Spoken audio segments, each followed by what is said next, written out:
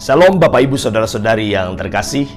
Hari ini kita akan kembali merenungkan kebenaran firman Tuhan yang saya beri judul Musuh Kita yang Berbahaya. Musuh yang paling berbahaya bagi seseorang adalah dirinya sendiri. Kedagingan dan tabiat dosa yang diam di dalam diri seseorang merupakan musuh yang jahat dan licik.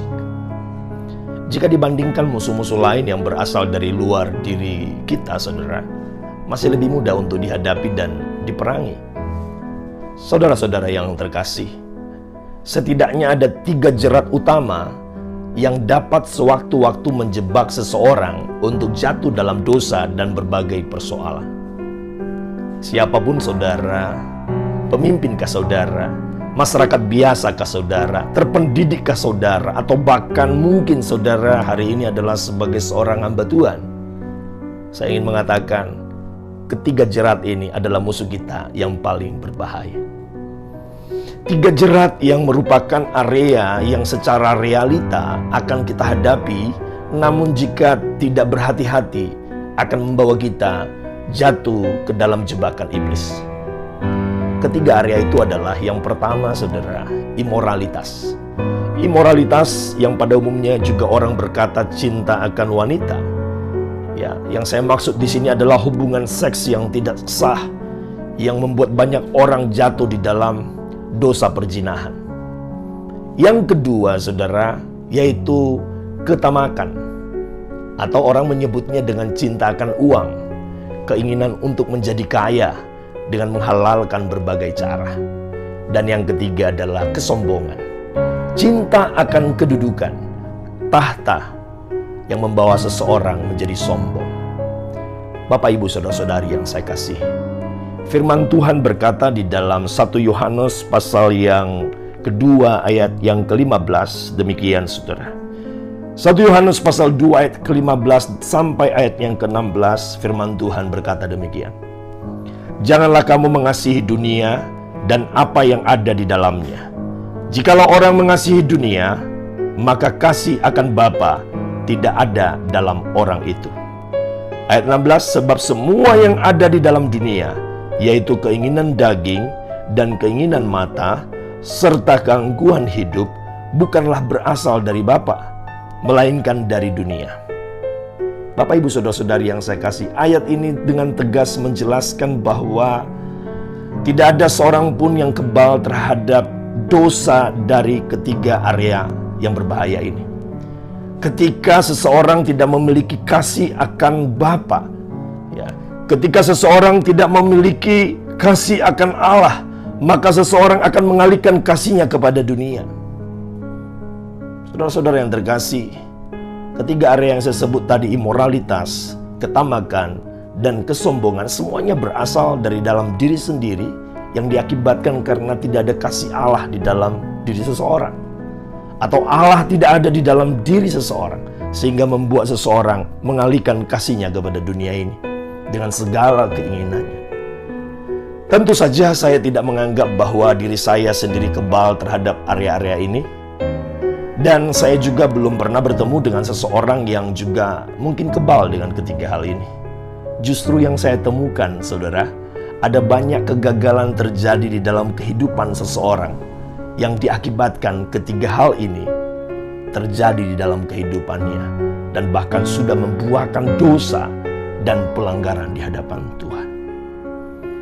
Siapa saja, bila tidak memiliki hikmat dan kebijaksanaan hidup, maka dapat jatuh ke dalam salah satu jerat ini, atau bahkan mungkin di dalam 2 jerat, atau bahkan ketiga-tiga jerat ini. Nah, perhatikan saudara, menurut 1 Yohanes pasal 2 ayat 15 tadi, kembali saya mau tegaskan, kurangnya kasih kepada Bapa memberi kesempatan kasih kepada dunia menjadi berkembang, sehingga membuat saudara dan saya mudah diserang dalam ketiga area ini, ya, baik imoralitas, ketamakan, dan kesombongan. Ketika kasih Allah tidak ada di dalam diri kita. Imoralitas biasanya dapat terjadi sebagai akibat perkawinan yang tidak kokoh, disebabkan oleh rendahnya penghargaan terhadap diri sendiri. Ada banyak hubungan pernikahan retak dan tidak jarang bahkan berakhir dengan cerai, saudara. disebabkan karena ikatan pernikahan bukan lagi sebagai sebuah prioritas. Ketika ada pribadi lain yang lebih memperhatikan, entahkah itu suami ataukah itu istri. Ada pria lain, ada wanita lain yang dibandingkan kepada pasangannya di dalam pernikahan, mungkin merasa bahwa itu lebih baik. Terjadilah persoalan-persoalan imoralitas. Saudara-saudara yang terkasih, bagaimana menghadapi dan menang atas area ini? Yang harus kita lakukan, yang pertama saudara, bertobat dan kembali menjadikan keluarga sebagai prioritas utama di dalam kehidupan kita. Kita harus lebih memberi waktu yang berkualitas bagi hubungan kasih di dalam keluarga. Suami dan istri, dan bahkan orang tua dengan anak. Hal ini kemudian akan melahirkan kasih Allah di tengah-tengah kasih dalam keluarga kita. Maka dengan demikian, ketika Allah hadir sebagai kepala di dalam keluarga kita, sebagai Tuhan dalam keluarga kita, Dia akan memulihkan kasih itu. Dia akan menyembuhkan setiap luka yang telah terjadi akibat imoralitas. Izinkan kasih Allah ada di dalam kehidupan keluarga kita. Demikian juga halnya dengan ketamakan atau cinta akan uang. Hal ini juga timbul dalam diri seseorang dikarenakan kurangnya keyakinan akan penyediaan Tuhan. Meragukan Tuhan dengan khawatir tentang apa yang akan dimakan, apa yang akan diminum dan pakai. Sebagai orang percaya, saudara, seharusnya kita harus mencari dahulu kerajaan Allah serta kebenarannya. Jika kita mencari Allah yang adalah sumber berkat, maka Yesus berkata, semuanya itu akan ditambahkan kepadamu. Allah akan menambahkan kepada kita segala apa yang menjadi kebutuhan kita. Makanan, pakaian, kesehatan, bahkan rumah sekalipun. Kebutuhan lainnya ya, yang kita perlukan akan Tuhan cukupkan. Allahku menyediakan segala apa yang aku perlukan. Ya, Allah adalah pemilik alam semesta ini. Dia pribadi yang berkuasa dan tak terbatas kasih-Nya di dalam hidup kita. Amin. Jangan pernah meragukan kebaikan Tuhan yang akan membawa kita hidup dalam segala kelimpahannya. Bapak, Ibu, Saudara-saudari yang saya kasih, demikian juga musuh kita yang ketiga yang tidak kalah berbahayanya, yaitu kesombongan. Kita perlu menyadari apakah itu kesombongan. Saudara, kesombongan adalah akibat dari kurangnya keyakinan tentang panggilan diri sendiri, tidak mengenal apa yang menjadi panggilan hidupnya, dan juga kurangnya mendapatkan penghargaan terhadap diri sendiri. Saudara, saya ingin mengatakan demikian. Kesombongan adalah kegagalan yang paling mudah dilihat oleh orang lain. Namun faktanya, saudara, adalah kesombongan adalah hal yang tersulit dilihat oleh diri sendiri. Paling mudah kita melihat kegagalan orang lain, tetapi ketika melihat diri sendiri sangat sulit. Dengan kata lain, saya ingin mengatakan lebih mudah bagi seseorang menilai orang lain sombong dibandingkan menilai dirinya sendiri. Inilah yang membuat kesombongan menjadi musuh yang paling berbahaya dalam hidup ini. Kesombongan akan tampak dalam sikap dan perilaku kita yang suka memuji diri sendiri dan justru merendahkan orang lain. Firman Tuhan berkata di dalam Amsal pasal yang ke-27 ayat yang kedua, demikian saudara. Biarlah orang lain memuji engkau dan bukan mulutmu, orang yang tidak kau kenal dan bukan bibirmu sendiri. Perhatikan ayat ini saudara. Dikatakan biarlah orang lain memuji engkau dan bukan mulutmu. Ya, orang yang tidak kau kenal dan bukan bibirmu. Yang dimaksud dalam ayat ini saudara, biarkan orang lain yang memuji kita. Biarkan orang yang tidak kita kenal yang memuji kita, bukan bibir kita, bukan mulut kita, saudara. Tetapi bagi orang sombong, saudara, pujian bagi dirinya sendiri itu berasal dari mulutnya, berasal dari bibirnya. Memang ironis, bukan? Namun itulah realitanya.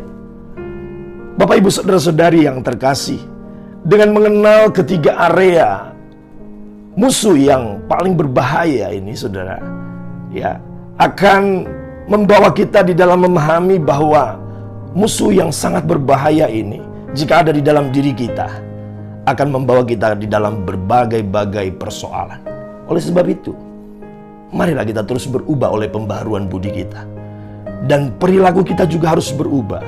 Sehingga dengan demikian kita akan terhindar dari segala jerat bahaya yang akan mengakibatkan kita jauh dari kasih Tuhan. Untuk yang terakhir, saudara, saya ingin menyampaikan firman Tuhan berkata demikian di dalam Roma pasal 12 ayat yang kedua. Dengar baik firman Tuhan. Janganlah kamu menjadi serupa dengan dunia ini, tetapi berubahlah oleh pembaharuan budimu, sehingga kamu dapat membedakan manakah kehendak Allah, apa yang baik, yang berkenan kepada Allah, dan yang sempurna. Perhatikan ayat ini, saudara. Jika saudara hendak terhindar dan luput dari ketiga potensi bahaya ini, maka berubahlah oleh pembaharuan budi kita di dalam Kristus Yesus. Amin. Ya, karena hanya di dalam Kristus Yesuslah kita bisa diubahkan. Karena karyanya di salib telah membenarkan kita dan menebus kita dari segala dosa dan pelanggaran kita melalui iman kepadanya.